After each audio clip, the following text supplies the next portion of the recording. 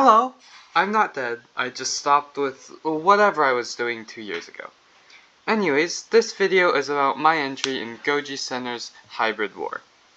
Basically, this super awesome YouTube channel, Goji Center, created the majestic and terrifying beast known as the Indom 2.0. If you want to know more about the Indom, I linked the video and their channel in the description. Then, some other YouTubers ended up making hybrids of their own to defeat this thing. One thing led to another, and now there's a war. Accepting entries from any fans that want to participate. I linked the rules of this war in the description as well. So, anyways, for the war, I made a hybrid of my own. Submissions closed long ago, and I already submitted this creature. But I'm just making a video about it to explain it more in depth, because I'm really passionate about it, and I want it to be known even if it doesn't perform well. So, let's start. One thing you should know about me is, I hate head-on confrontations. In any contest, I always try to win by technicality, or just barely staying within the rules, or other miscellaneous tomfoolery. And that's exactly what I did here. My first idea was an indestructible but harmless herbivorous tank, which would brush off attacks until the Indominus's hyperactive metabolism ended up starving it to death. But with how strong the Indom is, this didn't really seem possible. Another idea I had was to make a worm which would either burrow into the Indominus or survive being swallowed, then kill it from the inside out. But this just didn't feel grand enough. No. For my hybrid, I took inspiration from none other than the first beast to challenge the Indom 2.0, Hank, made by Goji Guy. Again, awesome channel, links in the description. A large, tough, and powerful being, with a Spinosaurus body, chameleon camouflage, and pistol shrimp arms so powerful it ended up destroying itself. But what if it didn't? Hank was seemingly made by taking a powerful base frame and adding more and more and more weapons until it was a true force to be reckoned with. Don't get me wrong, this is a perfectly fine strategy, and Hank is a beautiful creation.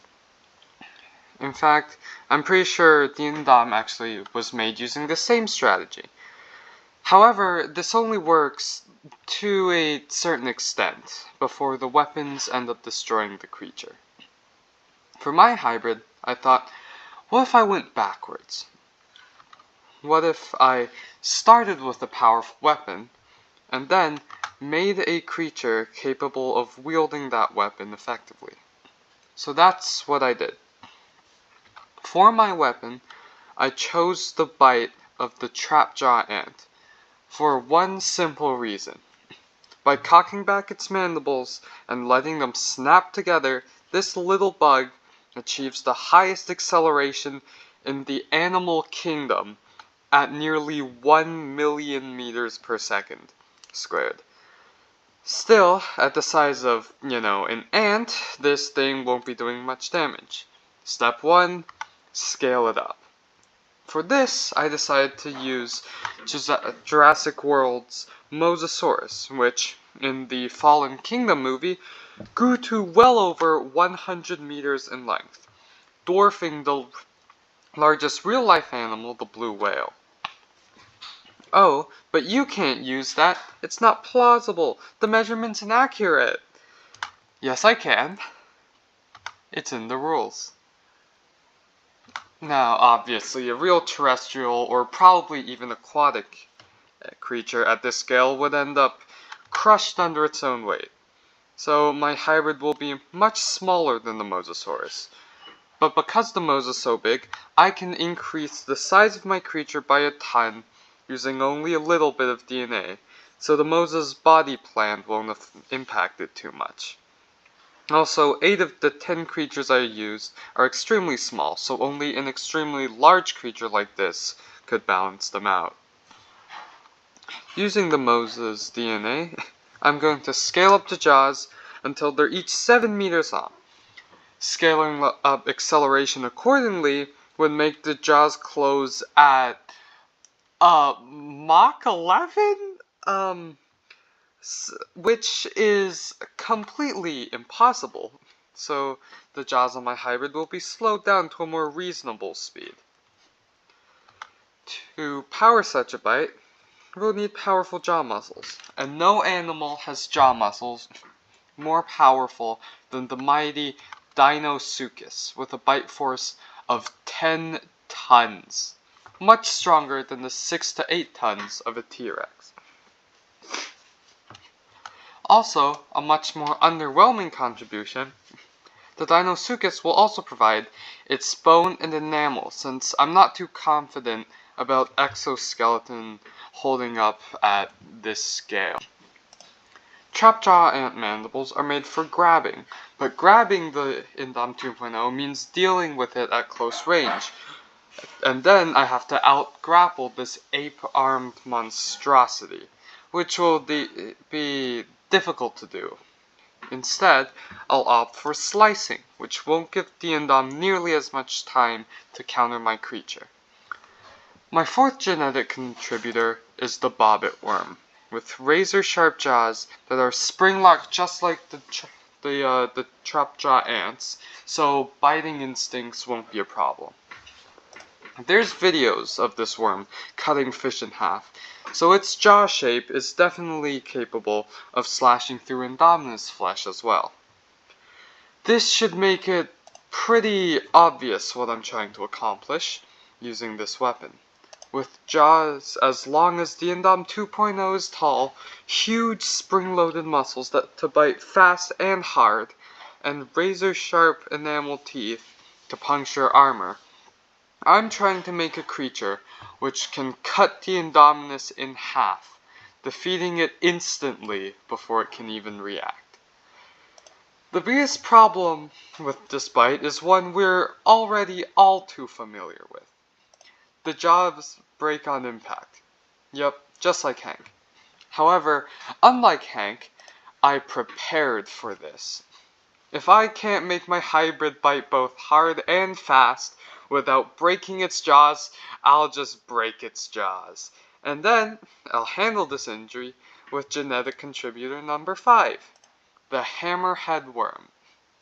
First off, this worm is poisonous, but the poison's too weak to be much use in a fight, so it'll just protect it against predators. Much more importantly, this unassuming planarian has the ability to regenerate from fragments of its body. If you cut a hammerhead worm in half, you get 2 worms. This regeneration will allow it to recover from smashing its jaws apart.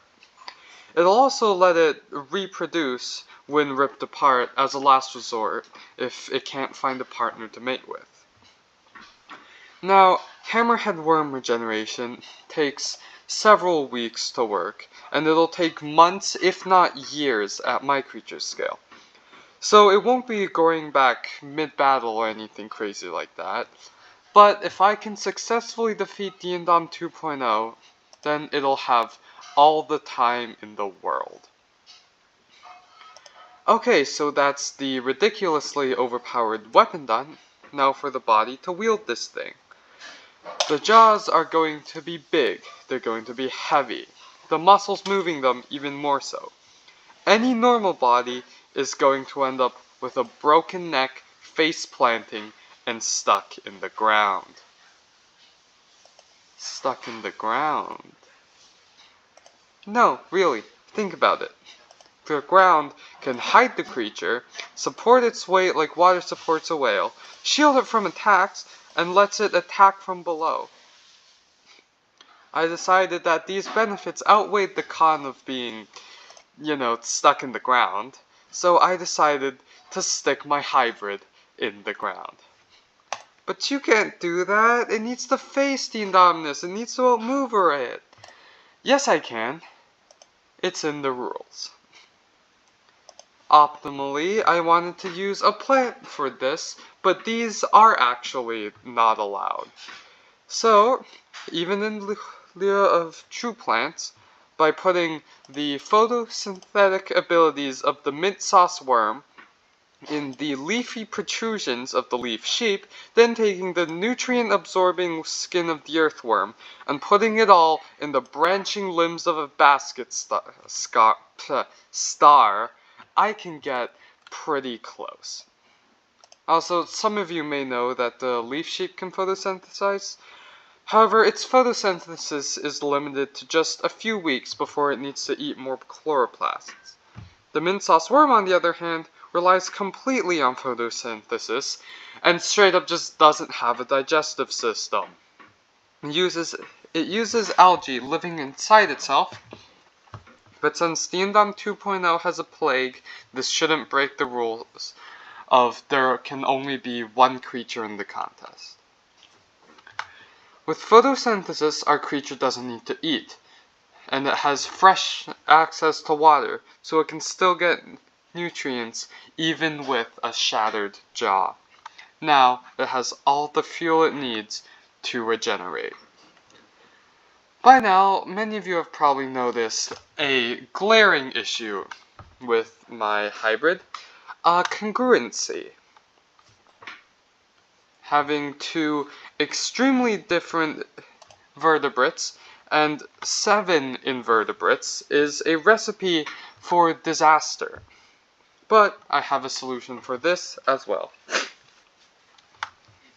The first issue from incongruency, and the one Goji Center focused on, mental instability and conflicting instincts, shown perfectly by Camp Cretaceous's Scorpius rex. My solution for this is already right under our noses, or rather, our feet. I'm going to be giving my hybrid the brain of an earthworm. Not because it has some hidden serenity, but because of the exact opposite, because an earthworm is stupid. No, really, think about it. My hybrid doesn't grapple or strategize or exploit weak points. All it does is sense weight above it and close its mouth. Earthworms are already great at sensing vibrations from underground, so an earthworm brain can get the job done. My hope is that earthworm brains are so simple, they're physically unable to go insane. Incoherency or incongruency also seems like it would give my creature a ton of cancer. But I've also tried to solve this using my 10th and final animal, the naked mole rat. Again, this animal seems unassuming at first, but has various adaptations to help my hybrid.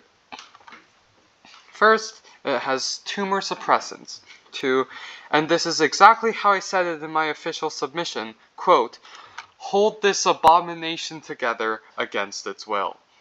The naked mole rat can also slow down its metabolism, which will be super useful for a photosynthetic creature.